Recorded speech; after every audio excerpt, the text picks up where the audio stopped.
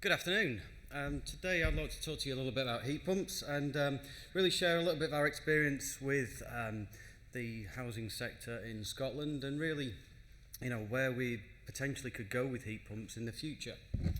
So firstly though, I'd like to kind of talk a little bit about Mitsubishi Electric. Mitsubishi is quite a well-known brand, and I think that if you talk to a lot of people out there, it's a trusted brand. And I think a lot of the reason for that is that they're considered a very innovative and a very forward-thinking company. They're always looking towards what can be achieved when we put our minds to it and what can happen in the future. And that's really where it's got us with heat pumps, to the point where we've become the world leader, one of the foremost world leaders in heat pump technology and in the UK. Now, what you may not know about Mitsubishi, though, is that the principal factory for heat pumps in Europe is actually in Scotland. It's in Livingston. We employ 730 people there, and we're growing on a weekly and monthly basis. To be honest, it's a fantastic source of pride to myself and the rest of us in the sales department that we actually can say, yep, it's made in Scotland. So, a lot of you apologise if you've seen these before. And what is a heat pump? And I'm not going to go into too much detail on this, but essentially, what we're talking about with a heat pump is a refrigeration circuit, which is common in all heat pump systems, which is able to take low-grade heat, whether that be from the air or from the ground or from water, and actually use a minimum amount of electrical input to actually boost that low-grade heat into something that can be used to heat your houses and your domestic hot water. And as you can see there, we start from 5 kilowatts and you can go 50, 500, 5 megawatts. The possibilities are endless with the technology in that respect. And where have we used it? Where can we use it? Well, really, wherever you use a heating system, you can use a heat pump. Whether that be an individual domestic property, low-rise properties, high-rise flats, offices, schools, hospitals, we have done them all. Excitingly, going forward, and I think a lot of the conversation has been about individual homes, but also about district and community heating systems. We're taking the technology forward in that and using things like, for example, the Thames River water to do a community heating system with heat pumps. But we're also in engagement with other technologies. Heat pumps don't have to stand on their own. They can be used in conjunction with things such as CHP, and to use the benefits and highlight what they can actually do together to actually enhance the efficiencies and the carbon savings. And again, why are we here as a heat pump technology? Well, I think everyone kind of says, yep, heat pumps are renewable. But that's kind of a sweeping statement.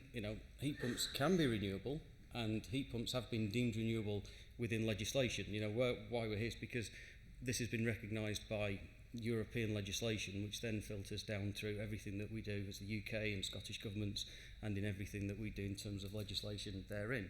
So we have a very definitive term in terms of how we do it, and this is the little snapshot of that calculation, how Europe actually define what is a renewable technology in terms of heat pumps. But if we kind of keep that really simple, simply put, heat pumps have to be shown to be producing fewer carbon emissions than traditional heating methods, and that is predominantly based around gas. So we have to be very careful that we're doing that. And we can honestly say, hand on heart now, there are tens of thousands of heat pump installations across the UK which are doing precisely that. And that's not just us or any other manufacturer being able to tell you that. This is something that has had to be independently proven, and DEC and the Energy Saving Trust have done independent field trials. They've randomly selected a range of different installations and actually verified and satisfied themselves that heat pump technology can be shown to be saving not only carbon but also on running costs and to assist in fuel poverty as well. The underlying thing to all that, and I'm sure you could, a lot of you in this room could say, yep, we know about heat pumps, and we could possibly even find a few examples of bad installation. It comes back to the same thing with any heating technology. It's all about correct design, correct installation, correct commissioning, and correct maintenance. It's all there as part of a package. So when we talk about heat pumps, it's not just about the box, it's everything around the box as well. And I kind of started to do this and then I gave up. Where and how have we actually put heat pumps to work in Scotland? Yeah, I kind of put lots of dots on and then realised that, you know, if I kept going back and back, I'd just have a cover of dots all around Scotland. Basically, it's more of a case of what haven't we done and where haven't we installed heat pumps in Scotland. You know, we've done individual properties, we've done care homes and community centres, hospitals, schools, and continuing to do that and engaging from Shetlands down to the borders, to the Hebrides, to Aberdeenshire. It's, you know, it's a regular thing now. It's accepted as just another heating solution for a lot of different organisations now. And why are they actually coming to us and why are they talking about heat pumps as a viable option? Well, I think that Stuart's already touched on all the different things that, you know, that kind of come towards making a decision, not just for a heat pump, for any any type of heating system that you're going to be installing. You know, how does the legislation underpin this? Is it renewable? Is there an obligation to fit within that? What's the planning consent? Fuel poverty. I think, you know, this will be a running theme. I hope it'll be a running theme through this whole section, because genuinely, hand on heart, if I could say, yep, we're saving carbon, we're reducing that side of our emissions, fantastic, that's good. But day to day, you know, what it really means for an awful lot of people is that we're making a real impact on fuel poverty. And if we can do that, then I feel I've done what I need to do. You know, the rest of it will take care of itself. But that's the key thing for me, as far as I'm concerned. But, you know, going forward, we have to look at carbon saving. We have to accelerate what we're doing there. And we have to look at what the funding streams are. And we have to look at not just how expensive it is to install, but how does it look over the lifetime of its operation, and what happens after they're in as well. So, having looked at all these different factors, you know, what we've had to do is go to all the different organisations, councils, housing associations, NHS, and actually say, look, this is a proven technology. Now, in a lot of cases, what that's meant is that we've done one individual system. You know, in the particular case of one council, we did one unit 5 or 6 years ago, one single property. And then we did 5, and then we did 10, and then we did 100, and now we're into the hundreds of installs. It's escalated and escalated because we've put out, you know, we've basically said, look, you know, we will stand by this technology, we will support it, but it's for not only yourselves, but also for all the stakeholders, you know, for your DLO teams, for the tenants to actually satisfy themselves. It is something that they want and that can be used and shown to make a difference. And a big part of that is simplicity of your application. You know, can you just take a new build or a retrofit property and put it in? Yeah, you can. A little bit of thought, a little bit of design consideration, but it is quite a straightforward way of actually improving the heating system within a property. How easy is it to use? Again, when we first started, it's a good example of lessons learned. Controls were pretty complicated. You know, we kind of made an assumption that the installers would know what they were doing, the tenants and the homeowners would know what they're doing, and you learn your lessons. And so you develop and you listen, and you simplify the controls. And you basically take a lot of the hassle away from people who say, look, this is your heating system, it just does what it does. Don't worry about it, you know, and we will make sure that's set up from day one. So again, it's that engagement, it's working with people to make them understand what it is and measure their expectations against that. Also, speed of installation. You know, when you're trying to look at a big rollout program, trying to do one a week is really not going to be a sustainable way of increasing your building stock and improving it. So, you know, we're now doing installations with a lot of housing associations and councils where, you know, the guys are doing an installation in a day. That's a whole electric storage heating or solid fuel heating system taken out, wet system put in, and up and running by close of play that day. You know, these are things that we can do, and obviously when we're doing installations this time of year, tenants tend to be quite pleased about that. Scalability, again, I mentioned earlier, you know, it's not just a case of can we do special one-offs and little special jobs here. This is about providing a mass market solution, and that's really what we're talking about, is being able to actually provide a solution that can be matching kind of the volumes of traditional heating systems, of gas boilers, of storage heaters. It's all there. The manufacturer's in place, the technology's in place. It can be scalable to suit one property, multiple properties, in whichever way deemed best, really, for that application. It's what suits. Also, funding potential. Again, we've mentioned funding potential. I'm not going into too much detail about what there is, but again, the different mechanisms are there for heat pumps. And it has been proven to be a very cost-effective and clear and easy way of actually defining how best to use funding in a lot of instances. HEAPS funding, eco funding has been used to very good success and very easy to do as well. But for me, one of the exciting things is now a lot of councils and HAs are actually starting to understand that there is a financial case away from funding. And this is, again, is a key thing. Funding is a really important thing. We do need simple, clear funding and to know where we are with that. But I think we have to have a life after funding as well. And if we can build that argument and actually show people that actually there isn't a major cost implication there, it's a key thing. And on the top of that as well, as we're seeing less fossil fuels, less of the traditional heating systems being installed in the UK, we've got an opportunity to actually start upskilling in-house and heating engineers and designers and apprentices into a new technology. So it actually is giving something for the future to actually create within ourselves that we have control on, so that we within Scotland can actually develop this industry and actually keep things going. And finally, again, low cost, easy maintenance.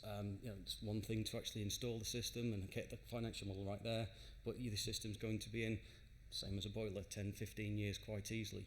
It's got to stack up over the lifetime of its system.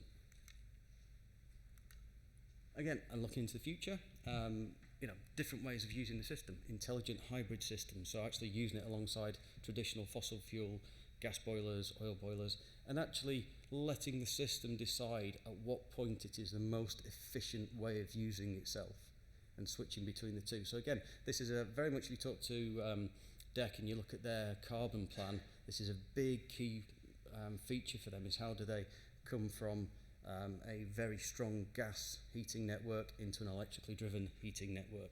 And this is a transition. This will be more and more discussed as we go on in the next 4, 5, 6 years, without a doubt. Community and district heating systems, again, we're starting the conversations. We've got certain projects going on now where heat pumps are the key energy source, heat source for community and district heating systems. Again, recovering and moving energy around systems. We're only dealing with water.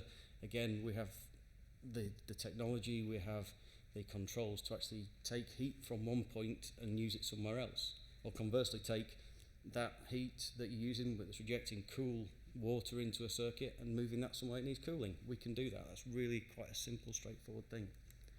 And it helps to give you a continual map to improving building stock. And it would be nice to say, next year we'd have had our zero carbon homes. Not going to happen, but we're giving a roadmap to that. And we know that heat pumps, because we are just basically using electricity. Where that electricity comes from doesn't matter. So if it's renewable, more the better. This is a technology that actually, as we decarbonise the grid, we're actually getting more efficient without actually doing anything. You put a box in today, it's more efficient tomorrow because we're using less carbon in the grid. It's a fantastic thing to think in the future. And you're securing, and we're looking at securing jobs and creating jobs in Scotland. As I say, Mitsubishi are very committed as a business to Scotland, and when I say we've got 700 odd people working there, last year that was half the number, and potentially in the next 12 months we'll have another 300 or 400 people. It's an industry that is viable and can actually show real benefit to Scotland in manufacturing and in delivery as well. But it's not just about low carbon technology as in the box. Keep saying this, it's everything around it as well. And if you talk to DEC, if you talk to the Energy Saving Trust, measurement, how efficient is that box? How can you measure the amount of carbon you're saving? How can you measure exactly how much is that system costing? Well, these are the key things. It's that demonstration, and not just looking at it retrospectively either. It's looking at it real time. How is it delivering that efficiency? How is it delivering that level of cost to your tenant, to you, on a day-by-day basis? That's one of the key underpinning things that we brought into our next generation of Ecodan heat pumps, was the ability to measure and monitor the energy and the cost of the heating system, so that you have that remotely, locally, and logged, and so it's there, and it builds up a big case to give back to the Energy Saving Trust, to government, to actually say, this is actually working, we're doing the right things. So, just to wrap up a little bit there, heat pumps aren't a fad technology. The actual technology has been around for a long, long time. How long we've actually been applying it to domestic heating, into commercial heating, again, we're not talking a few years, we're talking tens of years. It's come to the fore as climate change, as renewable technology has kind of blossomed, if you like, and that's over the last 5 or 6 years. But every year that goes by, we are reinforcing just how effective it is in Scotland. The fact it will work down at minus 20 degrees, it will, it will operate in coastal areas, it will do everything you need it to do in a very simple way. It is just another heating system. And this has been proven, and this is a lot of work that we do and the industry does, is that you prove it not only to government, but you have to prove it every way down the line. I spend a lot of time with tenants, with tenant engagement officers, with councils, with energy managers, with QSs. The same message, everyone's got a stake in this, and we have to kind of say, look, if you're satisfied with the technology, that's the biggest endorsement we can get. Yeah, it's not about what we as an industry are saying, it's what about you guys are actually saying, and what information you're giving back to us. And so that's why, as it stands at the moment, heat pumps are a massive cornerstone to DEC's carbon plan. You look at it and you look at the numbers, you look at the figures. Today we're doing, as a market, 20,000 plus systems. In the next 5 years, they have an appetite for 600,000 heat pumps across the whole of the UK. That filters down to about 150, 200,000 heat pumps within Scotland. That's the kind of levels we're talking about. So you can imagine the amount of upskilling and potential there is there. And the funding is there, it's all there to be put together as a case. It's just talking to each individual organisation to help them understand exactly how they can actually apply it, how they can use it, and how it best works for them. And that's a journey that I think we're all going on, and it's a continual thing. And finally, when I mentioned to our factory president, Yabu-san, that I was coming, he kind of said, look, one of the key things that he's very proud of is that there's been a long association between Japan and Scotland. Whiskey, Japanese guy came across, married a Scottish lady, took her back and came up with Japanese whiskey, which was voted the best whiskey in the world last year. So, there's things like that. There's a long thing, and they are very committed to it. They're very, very enthusiastic about working and the kind of people that they work with on a day-to-day basis. So, there's a big commitment by Mitsubishi Electric to Scotland, for jobs here, and for Scottish Energy as well. So that's that. Thank you very much for your time.